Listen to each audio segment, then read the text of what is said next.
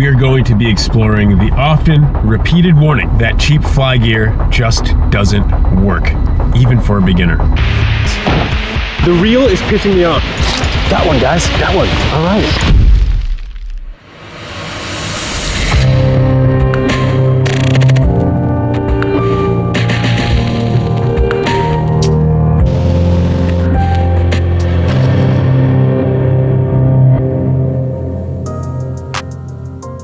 What is up, guys? Welcome to another episode of Connecticut Angler, and what a sunny episode it is. Look at the exposure in my hand here. Wow. Anyway, harsh sunlight is what we've got, so it's what we're going to be working with.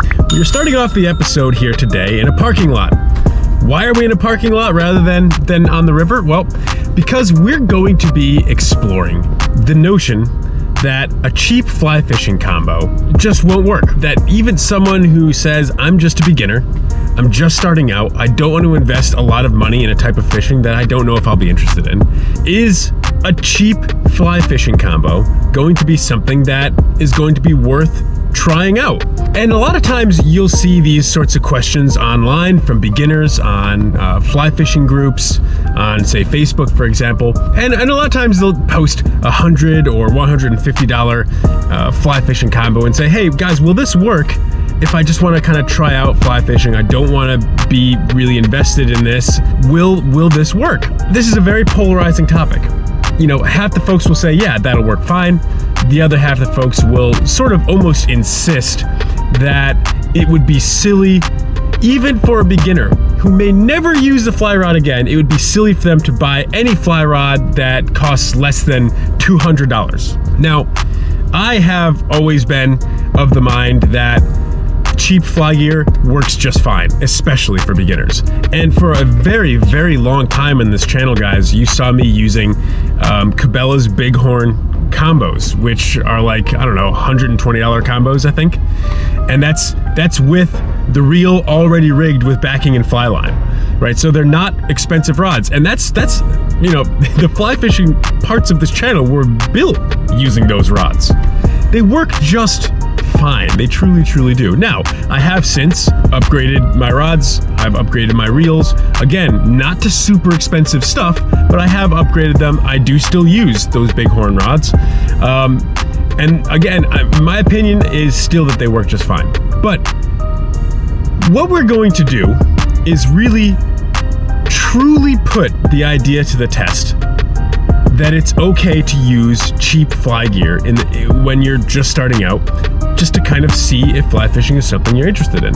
And we're gonna do that by taking this to its extreme. So guys, without further ado, let's head into Dick's Sporting Goods here. Let's buy the cheapest fly rod I could possibly find, and then go and put it to the test and see what we can do with it, and see if cheap fly fishing gear is really the total flop, the useless garbage that people should never invest even a dime in, or if this ultra cheap combo will fit the bill for someone who's new to fly fishing and just wants to give it a try. Only one way to find out. All right, guys, we are all masked up here with this mask that accommodates the beard. And we're about to head into Dick's here. Now, I don't think that Dick's Sporting Goods would really appreciate somebody going in there just kind of waving a GoPro around, filming everything. So I'm gonna try to stay sort of covert here, just use the iPhone for any filming that I do inside the store.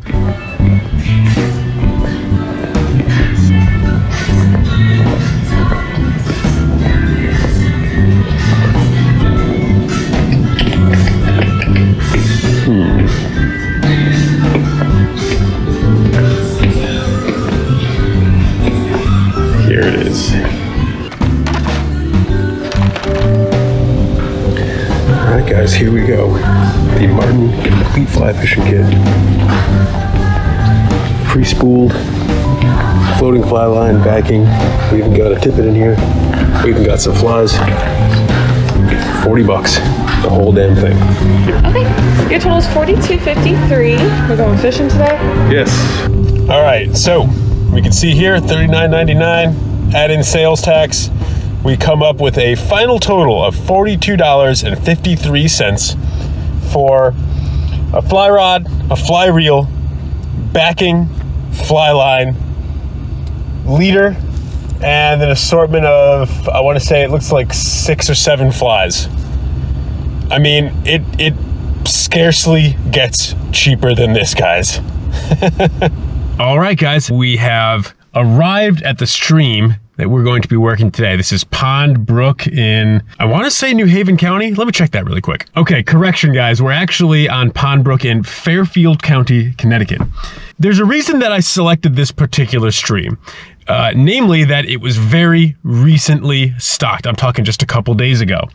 So why did I choose this stream? Well, the goal with this episode is to test the metal, test the efficacy of this super cheap fly rod. And if we're spending our entire day on some wild trout stream up in the hills just trying to find a fish, that's not really a great way to put this fly rod through the paces, right? So the best way to test this fly rod out is to put myself in a position where I know that there's going to be fish around for me to cast to. And so that's why we've chosen Pond Brook today. Now, as far as conditions, what are we looking at here? I think we're like around mid 40s right now. It's supposed to climb about 10 plus degrees extra throughout the course of the morning. So we're gonna max out somewhere around 60 degrees, I'd say, maybe a little less than 60 degrees. So not a cold day by any means, but also not a particularly warm day. Middle of the road for the sort of weather we've been having lately. It is a little bit breezy, which, you know, with fly fishing, that's always annoying, but I would not say excessively so. I don't think we're gonna have any issues. Time will tell, though. I was out fishing the other day. I had wind just whipping right down in my face when I was out in the stream, and it just sucked. But today seems much more tame, so I don't think we're gonna have an issue. Anyhow, let's get out here, get geared up with the waders and all, and I'm going to break out this super cheap Martin fly combo. We're going to take a look what we got here, and then we're going to start fishing. Okay, guys, so here we have our kit. Let's open this up. Well, first of all, exactly what is this? This is the Martin Classic Fly Tackle Complete Fly Fishing Kit. It says it comes fully loaded, backing line leader, 8-foot 3-piece 5/6 weight rod, custom fly assortment, and a getting started booklet. It is packaged annoyingly well.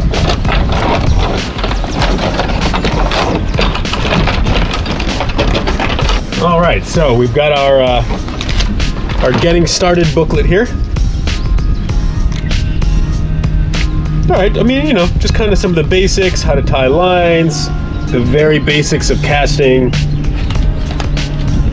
How much could you really learn from this book? Questionable, but it's nice that they include it. I mean, they tried. Okay, so here's our rod. Oh my gosh, look at how thick that is, guys, compared to my thumb. Holy crap.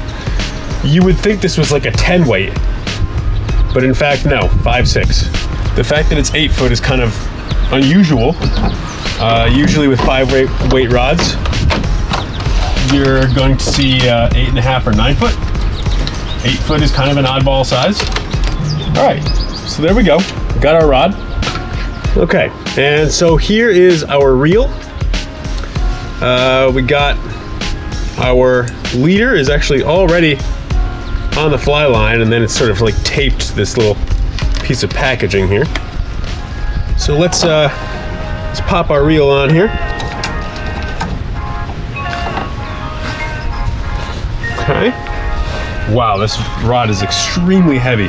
Okay, and so first thing I noticed about this reel, no drag. Which shouldn't be surprising, but yeah, there is definitely no drag on this reel. So any time that you would need to slow a fish down with a reel like this, you're gonna be palming it, which is fine. You know, most people are not gonna target giant fish with a fly rod like this. But definitely just something to keep in mind. I mean, even with other combos that are arguably considered cheap, like the Cabela's Bighorn combo that I mentioned, you're going to get a reel that has a drag system. Okay, guys, so we've got it rigged up here. You know, I'm not gonna lie, this is bare bones, and which you should expect for 40 bucks. I mean, look, you have a rod that is preposterously heavy, extremely thick. You have a grip that's foam rather than cork. You have a reel Probably with, you know, the cheapest bottom of the barrel line that you could possibly get, and no drag. So, and it's an 8-foot rod, an unusual size. So now we also get this little assortment of flies. We have some kind of really oddball stuff here. I see they added some yarn for an indicator. Okay. There's sort of like a panfish or like a small bass popper fly. We've got a black woolly bugger here, a great fly to include. It looks like we have a very poorly tied pheasant tail here, like an absolutely terrible pheasant tail, but it's a pheasant tail. And we have a muddler minnow, again, really poorly tied, but it does appear to be a muddler. I'm not gonna limit myself to using the flies that come in this kit. So this is really about the fly rod and the fly reel and the line. It's about the actual fly combo itself. It's not necessarily about what comes in this kit, but you know, I will try to use some of these flies. Just finding a spot where I can get down in the river here. This'll do. Okay, so we're gonna get down the river here. We're going to start the outing, seeing how the $40 Martin fly fishing combo can perform. So the stream is crystal clear. Some beautiful looking water. We got our first pool coming up right here. Now I've tied on a dry dropper rig, elk hair caddis up top, flashback pheasant tail down below. What is there left but to start fishing, guys? And to see how this, oh gosh. Well, okay, straight away, the lack of drag makes, oh God, look at the line memory, Jesus. Okay. The lack of a drag is very obnoxious on this reel, I can tell you that right now. Oh God, yeah. The lack of a drag is going to be very, very annoying. Okay, well, we've at least gotten our first cast out there. So another thing that I'm noticing straight away is that this rod does not load at all. I mean, at all. This rod is like stiff as a board. It's not to say I can't cast. I mean, I'm getting decent casts, but you know, that definitely jumped out at me. Like, this really is like for something that they bill as a 5-6 weight. Now there is quite a breeze whipping downstream here. I was really hoping that wouldn't be the case. You know, that kind of makes fly fishing annoying, even when you're using nice gear. Yeah, still, I mean, wow, this rod doesn't load at all. Now, you know, if you're watching this as someone who's not familiar with fly fishing, thinking of buying something like this, you know, what do I mean by the rod doesn't load? Well, what you may have heard or what you may be able to tell by watching fly fishing is that, you know, you're hurling a fairly heavy line. And that's really what you're using to get distance on your catch. You're using the momentum of the line. And, you know, a part of the mechanics of fly fishing is being able to load the rod to launch that line. Heavy rods have a place with heavier flies, especially like heavy streamers. You're not going to want a rod that's like a wet noodle if you're trying to cast something heavy, because it's just not even going to be effective. That being said, when you're trying to do some more delicate work like trout fishing on a smaller stream like this, having, you know, a rod that doesn't load at all under the pull of pretty ordinary flies means that you're doing a lot more work that the rod ought to be doing for you. It's really annoying me that there's no drag on this. Wow, yep, so it's already fouled itself up. You know, the lack of a drag, you may be wondering, well, why does that matter? Well, when I go to strip out line to make my cast, I'm used to having a drag that's preventing the reel from just sort of free spooling. So I'm used to just being able to give it a quick tug, okay? Now, if I do that with this reel, there's nothing that keeps it from free spooling. So I give it a quick tug and this reel just keeps on spitting line out.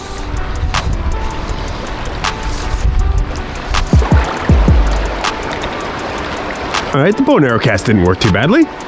Not bad, not bad. Let's do one more bow and arrow cast here up into this riffle. Oh, there's a nice little plunge pool coming up over in front of us here. All right, we've got a nice plunge pool coming up here. Wind just gusting down in my face. This sucks. This water's moving a little bit fast for the dry dropper. You know what, guys? Let's try the woolly bugger that came in the kit. Just because it'll be a little bit easier to get that out there with the wind. And it'll be an interesting opportunity to, you know, to try out another piece of this kit. We got the woolly bugger here. It's not even me just being nitpicky, but these are extremely poorly tied flies. I mean, they're really bad. But, I mean, when it comes to a woolly bugger, to be perfectly honest with you, even a really poorly tied woolly bugger will still fish just fine. It really will. Okay, let's see what we can do.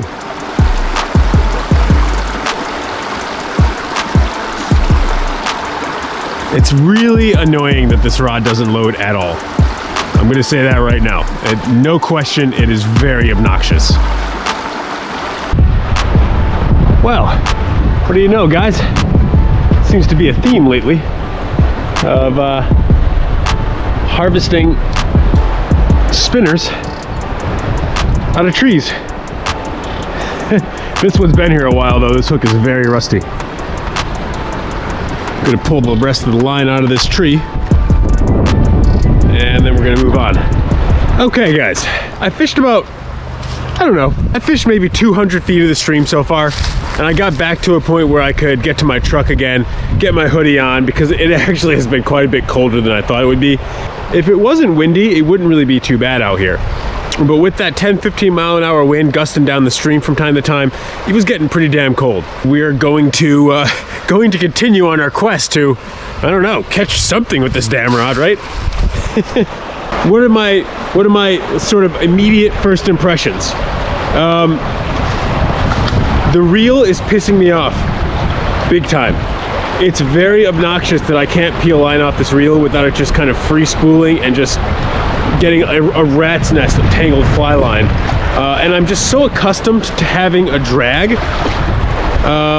that I just habitually just start peeling off line and just expect that the reel is going to stop, and it doesn't. And it's really, really annoying. The rod loads like crap, but that's not preventing me from being able to cast. I'm still able to cast all right. It doesn't have a great feel, but I can definitely cast all right. The only thing I don't have a complaint about yet is the fly line itself. You know, when the wind has died down and I've had opportunities to actually make proper forward and back casts, I haven't had an issue with the fly line. Okay. Look, I have to go out of my way to make sure I only very carefully peel the line off the reel here. Okay, got our line out. Yeah, you know, see, I just did it. You know, I habitually, as I cast, I peel line out. And what ends up happening is, I give it a tug. Let me just show you. God, I don't want to do this. Let me just show you what ends up happening. Look at that. You see how it just free spools like that? Look at it. It's just a total rat's nest inside this reel right now. God, that's just terrible. Just terrible. Once the line is out, well, I don't have to worry about that anymore. The line itself really isn't bad. It casts well enough. I mean, there doesn't seem to be any glaring deficiencies.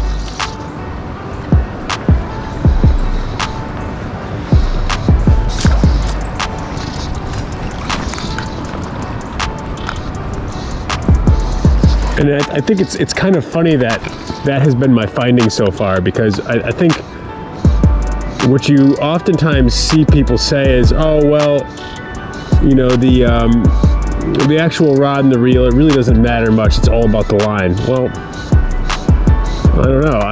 Either Martin put some extraordinarily unmatched line on this rig that's way, way better than the other components in their kit, or there might not be as much truth to that idea as a lot of people think, because the line is the least of my problems with this rig, believe me. All right, guys, well, we're wrapping it up here on Pond Brook, and what a disappointing outing on this stream it has been. You know, for a place that was supposed to have been stocked a couple days ago, I don't know. Have I just been on a crappy part of the stream that's usually not productive? or what's going on here. I'm gonna get up out of the river here, get to the road up there, walk back to my truck, kind of give some thought to what stream I might be able to go to that's relatively close to Pond Brook here, where I can continue this little experiment with our ultra cheap Martin fly combo.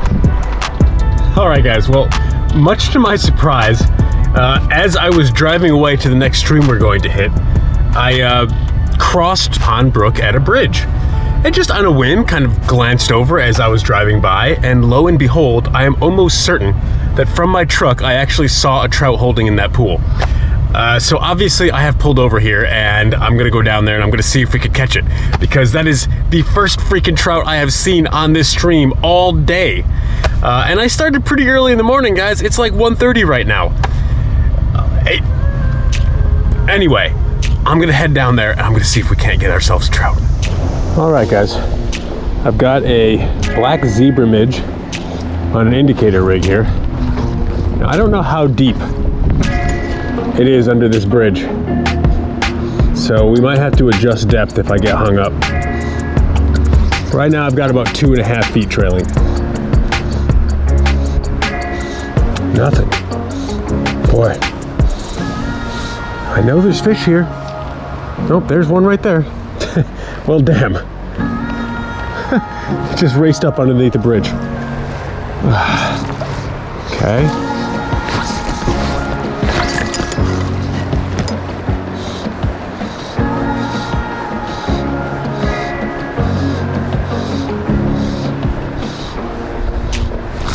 Got one, guys, got one. All right.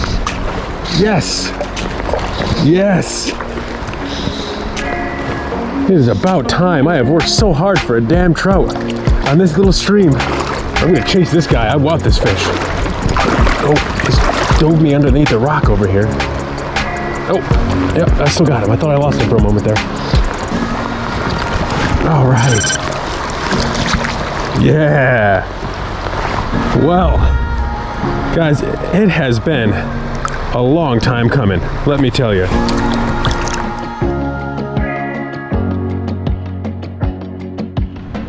All right, guys, well, just about the time that I was bringing that fish to the net, a subscriber stopped by, and I was talking to him for a while, and it's always so cool to actually see you guys out here on the stream. But anyway, that kind of distracted me from talking about that fish, because I worked so damn hard to get that fish.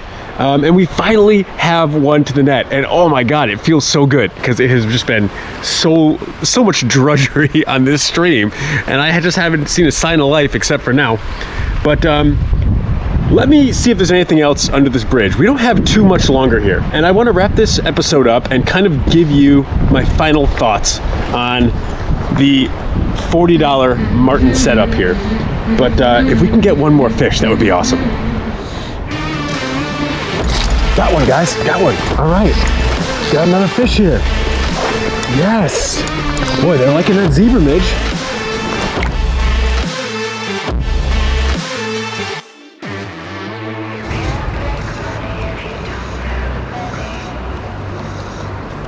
There, got him.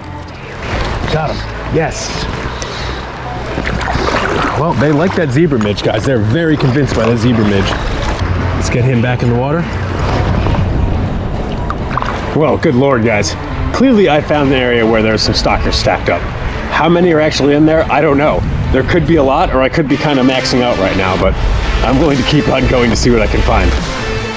Yep, there's another. There's another. All right. Yes. Got another. Yes. Got one. All right. Another one. Another one. Holy mackerel. Just silly. Just freaking silly. And we got another. Wow. There we go.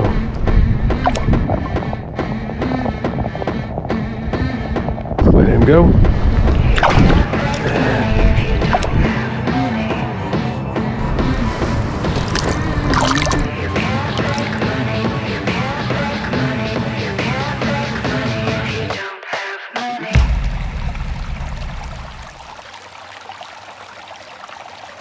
Well guys, for Pond Brook being a stream I had literally given up on, it is insane that I end this day having caught, I don't know, I had to have brought at least a dozen fish to the net. I'll have to go back and into the video clips and count them, but it had to be a dozen ballpark. Just insane that a chance glance over this little bridge and I saw one fish, and look what this turns into. It's just a stalker slugfest. Well look, as I explained, there's a lot of issues with this fly rod. For one thing, the rod is extraordinarily stiff. It's amazing to me that this is a 5-weight. It is a 5-weight, they say. I mean, it's just like I mentioned before, it's like fly casting with a broomstick. There's very little give, it doesn't load very much. The reel is absolutely obnoxious. The fact that it doesn't even have a clicker, and it literally just free spools, is so aggravating and so annoying. Oh God, I'm gonna tell you right now, that is the most frustrating part of this entire setup. The fly line itself didn't really have any complaints about it. It did the job, it floated. No complaints at all. The leader worked just fine. No complaints there either. I can't say a whole lot in the way of the flies. I didn't really use any of the flies that came packaged with this rod. I can tell you they were not tied very well, but you know, for a lot of these flies like pheasant tails and woolly buggers, they don't really have to be tied all that well, to be perfectly honest, and they'll still work all right. But what's the verdict ultimately?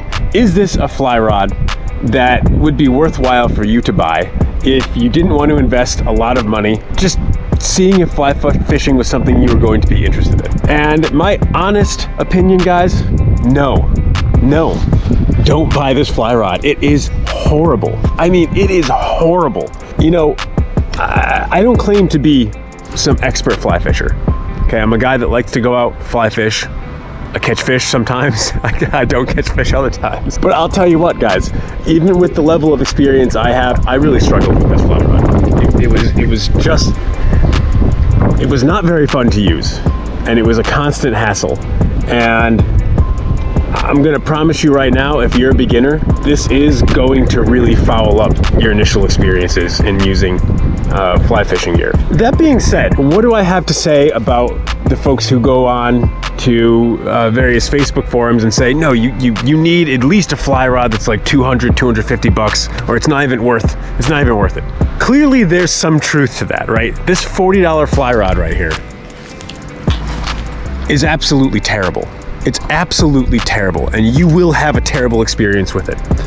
But I think they're wrong about the price point where you get a terrible piece of gear. Because to be perfectly honest with you, if you can invest an extra 60 or 70 bucks on top of this, right?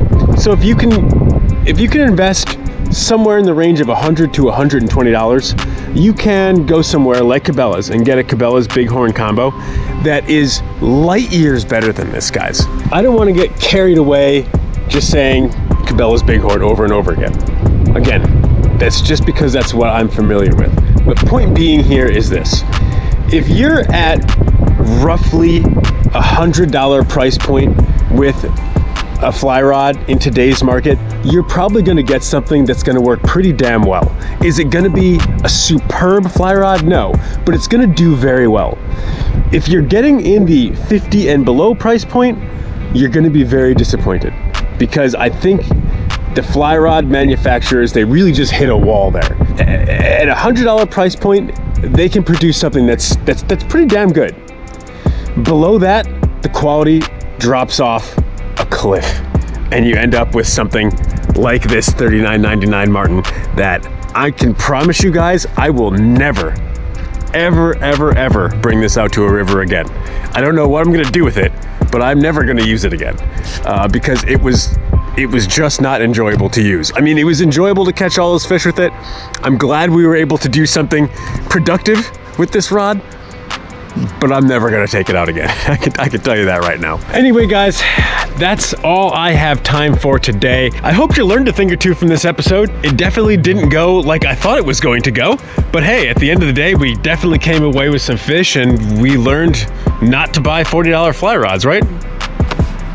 I guess that's a win-win. If you did enjoy the episode, be sure to hit that thumbs up button. If you like what I'm doing out here, subscribe to see more. And I will see you guys on the water. Until next time.